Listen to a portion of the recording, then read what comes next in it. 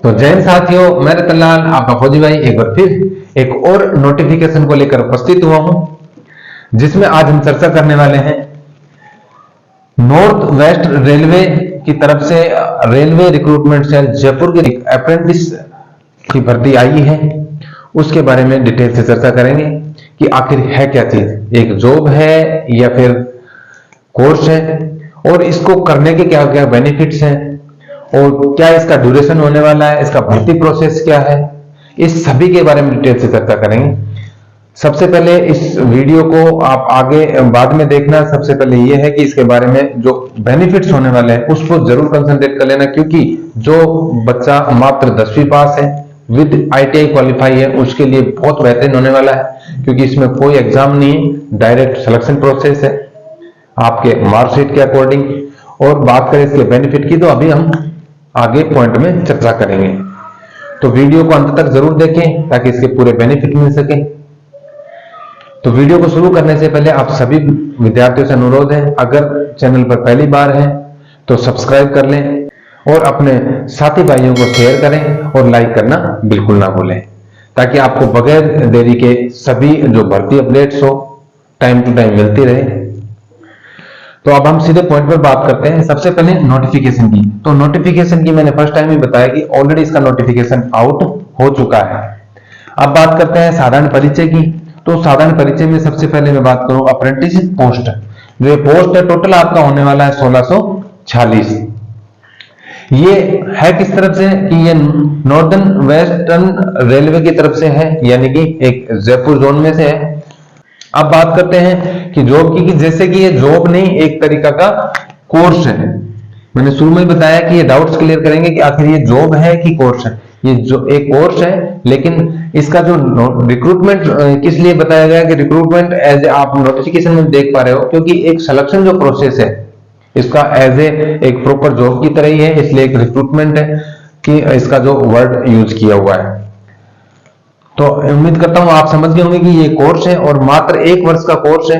अब इसके बारे में बेनिफिट्स के बारे में चर्चा करेंगे। सबसे पहले कि एक तरीके से जैसे कि NCC सर्टिफिकेट का जो बेनिफिट होता है किसी भी आर्मी या पुलिस में भर्ती होने के लिए जो एक्स्ट्रा वेटेज मिलता है, छूट मिलती है, ठीक वैसे ही अगर आप इस कोर्स को करते हो, मात्र 1 वर्ष का कोर्स है, तो किसी भी आने वाली रेलवे से संबंधित जो भर्तियां हैं आपको, तो उनमें सीधा सीधा वेटेज मिल जाता है, आपको जो छूट मिल जाती है। और भर्ती होने में उन जैसे उन सर्टिफिकेट का, NCC सर्टिफिकेट का फायदा आर्मी से संबंधित जो बेनिफिट मिलते हैं, ठीक ऐसे ही किस आपको रेलवे में कोई भी भर्ती आएगी आने वाली, चाहे ग्रुप डी में हो या LP की हो, इनमें संबंधित ट्रेड से आपको जो छूट मिलने वाली है, और आपका एक सिंपल जो विद्यार्थी है बगैर पोस्ट क्वालिफाइड, उनसे आपको एक्स्ट्रा वेटेज मिलेगा, उनसे आपको भर्ती होने में आसान होगा, यानी कि एक रेलवे में भर्ती होने का सीधा सीधा आपको रास्ता मिलने वाला है।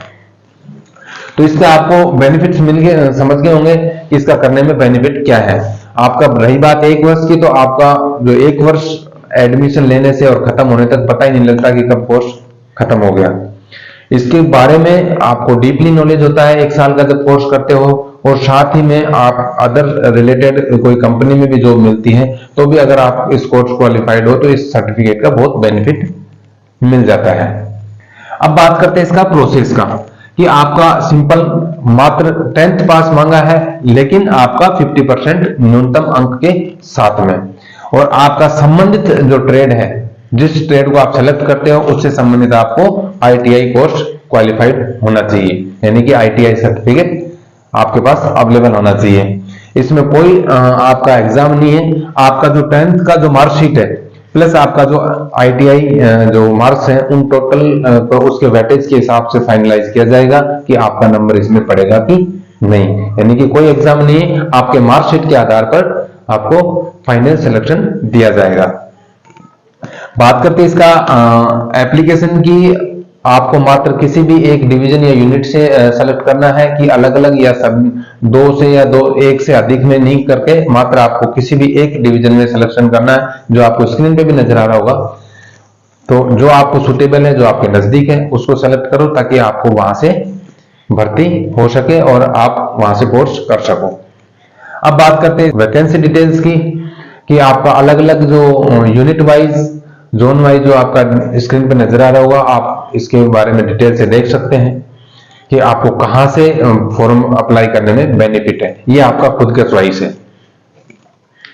अब इसके बारे में बात करते हैं फीस के बारे में, कि आपका जो आवेदन फीस है मात्र 100 रुपये होने वाली है, लेकिन जो रिजर्व कोटा है, जैसे कि SC ST कैटेगरी हो, PWBD है या ऑल वुमेन कैटेगरी, इनके कोई फीस चार्ज लगने वाला नहीं है, यानी कि नील फीस चार्ज है।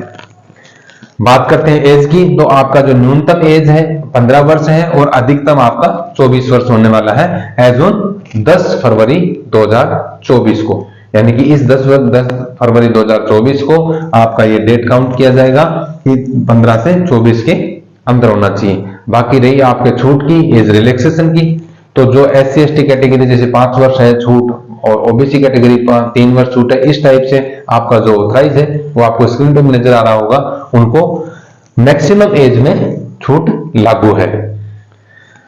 अब बात करते हैं ट्रेनिंग पीरियड की, तो मैंने शुरू में बताया कि आपका ट्रेनिंग पीरियड मात्र 1 वर्ष का होने वाला है। बाकी इसका जो ट्रेनिंग शेड्यूल है वो आपको रेलवे बोर्ड के द्वारा टाइम टू टाइम अवेलेबल कराया जाएगा। रही बात आपके मैनेजमेंट की, आपका रहने की, वहां की जहां पे आपका कोर्स होता है उनकी रहने की आपका खुद की सुविधा है, आप अपने तरीके से रहोगे, रेलवे बोर्ड का कोई उसमें इंटरफेयर नहीं है, वो आपको ऐसी सुविधाएं करके नहीं देने वाला।